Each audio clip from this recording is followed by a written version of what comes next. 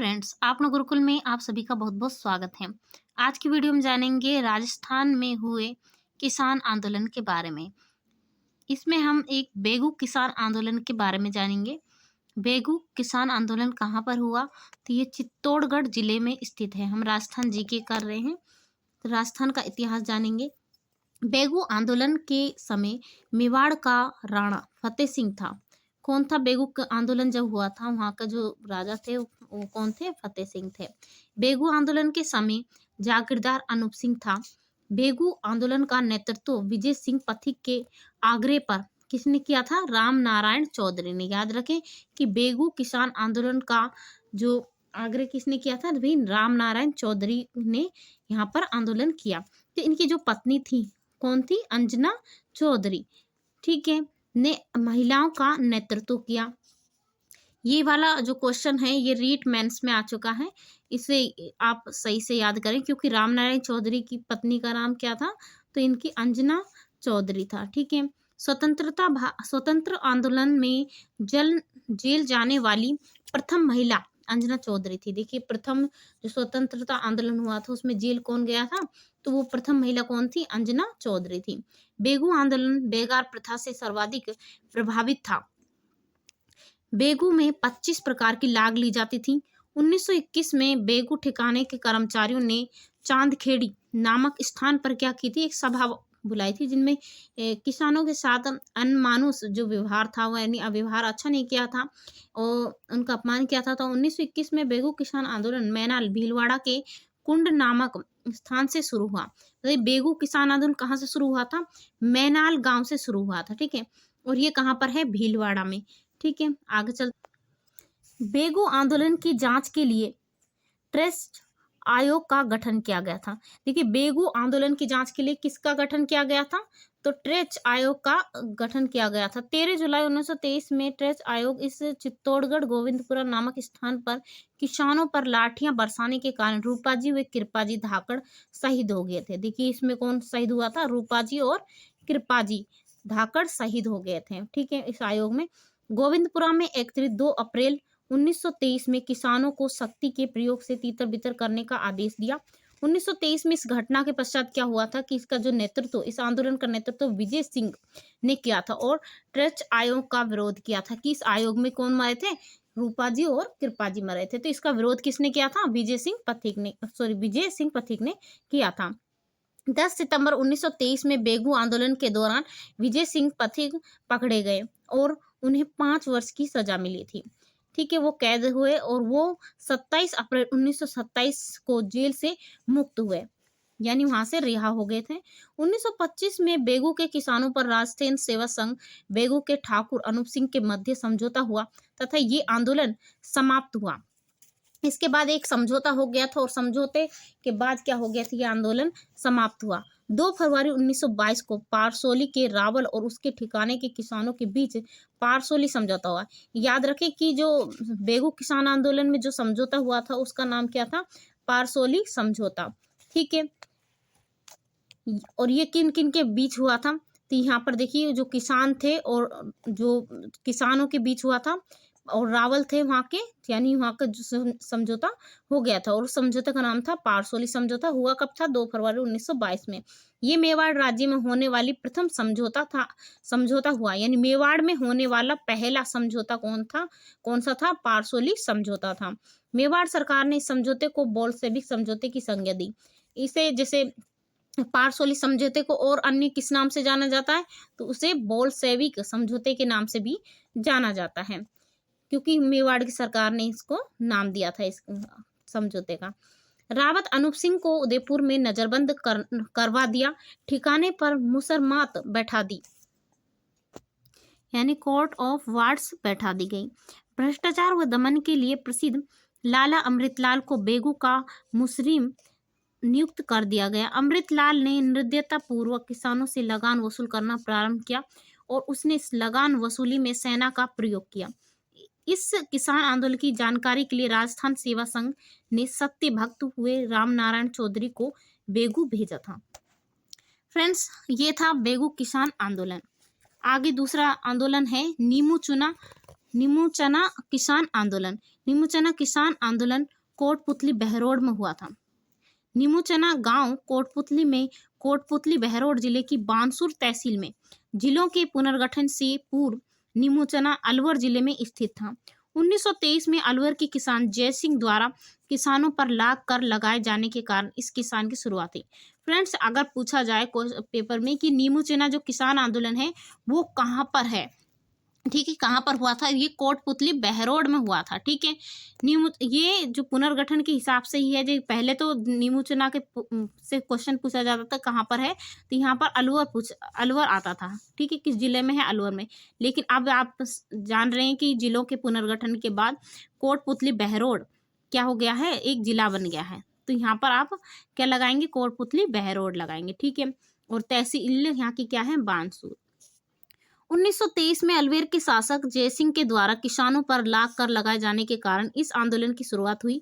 नीमूचना गांव के लिए किसान रघुनाथ की पुत्री सीता देवी ने 14 मई 1925 को नीमूचना गांव में महिलाओं का नेतृत्व किया।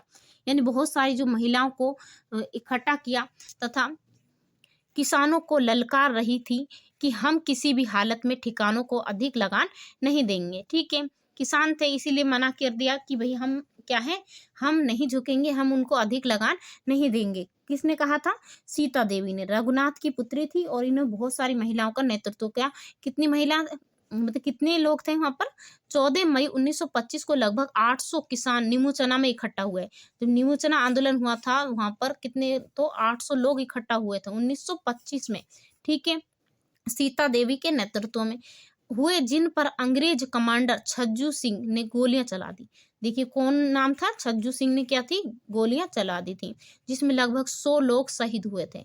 ठीक है, 800 में से 100 लोग तो मर ही गए थे, संपूर्ण गांव राख हो गया था।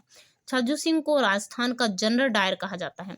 जनरल डायर ने भी ऐसा ही किया था भी, वहां पर उसे भारत में जो भी जनरल डायर ने किया था, ठीक है, रोलेट एक्ट के विरोध में जो भी लोग इकट्ठा थे उन पर अंधाधुंध गोलियां चला दी थी जनरल डायर ने। ठीक है, लेकिन यहाँ पर कौन जनरल डायर है, यहाँ पर है छज्जू सिंह। ठीक है, छज्जू सिंह ने भी ऐसा ही किया था। उन्हें भी बहुत सारे लोग किसान थे जिन पर गोलियां चला दी थी, इसलिए छज्जू सिंह को भी जनरल डायर की उपाधि दी गई। तथा महात्मा गांधी ने जनरल डायर कहा जाता है। तथा महात्मा गांधी ने पत्रिका यंग इंडिया में क्या किया था कि नीमूचना कांड को जलियांवाला बाग का हत्याकांड से कहा है। ठीक है, इसी को क्या है और कौन से अखबार में इस पत्रिका में कहा है, तो यंग इंडिया में। ठीक है, और किसने कहा है, महात्मा गांधी ने कहा है। जलियांवाला बाग हत्याकांड कहा है इसे, या दोहरा हत्याकांड, दोहरी डायर साई यानी दोहरे डायर, यानी छज्जू सिंह और जनरल डायर, इस तरीके से इस पे बताया। ये राजस्थान में घटित हुआ तो इसलिए राजस्थान का इसे जनरल डायर कहा जाता है, छज्जू सिंह को।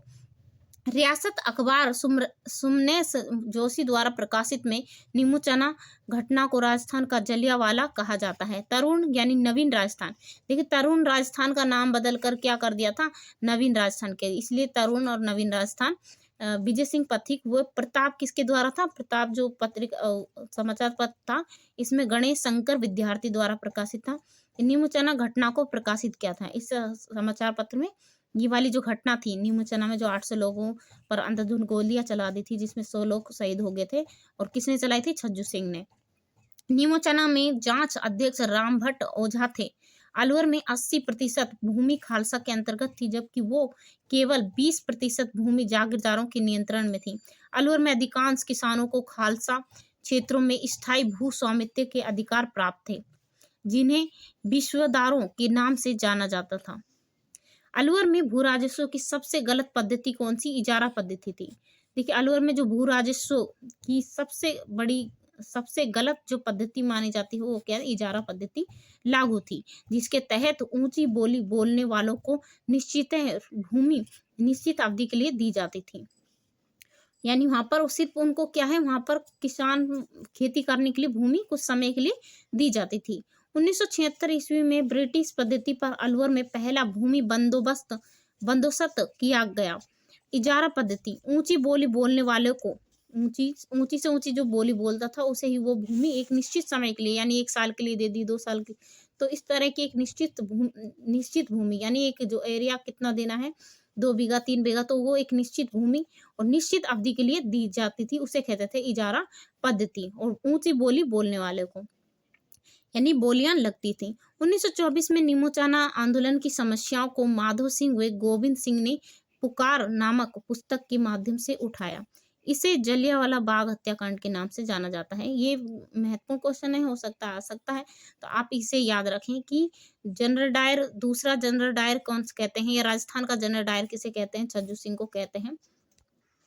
चलिए आगे चलते हैं। अलवर किसान आंदोलन के बारे में जान लेते हैं कि अलवर किसान आंदोलन क्यों हुआ। तो देखिए 1921 ईस्वी में इस आंदोलन की शुरुआत हुई थी और कहाँ पर हुई थी, अलवर में हुई थी 1921 में। अलवर में जंगली सुअरों को रोंदों में पाला जाता था। रोंद थे बहुत बड़े, जैसे रहते नहीं है कि जहाँ पर बहुत सारी लकड़ियां होती हैं, रोंद से लाते हैं बहुत सारे, जिनको पता होता है, तो वहाँ रोंद थे बहुत बड़े बड़े। तो वहाँ पर जंगली सुअरों को रोंदों में ही पाला जाता था वहीं पे, जिनको रियासत की पाबंदी के कारण मार भी नहीं जाता था। मतलब मारने पर भी क्या थी, उनको सुअरों पे पाबंदी थी कि इनको मारना नहीं है। और ये जंगली सुअर क्या करते थे, ये वहां से निकल आते थे और फसल को नष्ट कर देते थे। अंततः किसानों ने आंदोलन का रास्ता अपनाया। परिणाम, उनके आंदोलन के परिणाम स्वरूप क्या हुआ, अलवर के जो महाराजा थे, यानी उन्होंने सुअरों को मारने के आगे दे, जितने भी सुअर हैं उनको तुम क्या कर दो, उनको मार दो और रोंदों को हटा दो। रोंद होंगे नहीं, क्योंकि अब तो सुअरों को सबको मार देंगे। ठीक है, इस तरीके से रोंदों को भी हटा दिया और सुअरों को भी मार दिया गया। माधो सिंह व गोविंद सिंह का संबंध अलवर किसान आंदोलन से है। यानी अगर पूछे माधो सिंह और गोविंद सिंह का संबंध किससे है, अलवर किसान आंदोलन से है।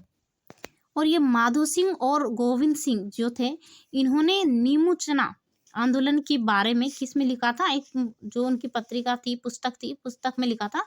उस पुस्तक का नाम क्या था, पुकार। पुकार में लिखा था नीमूचना आंदोलन क्यों हुआ, उसके बारे में पूरा लिखा था माधो सिंह व गोविंद सिंह, और इनका संबंध अलवर किसान आंदोलन से भी है।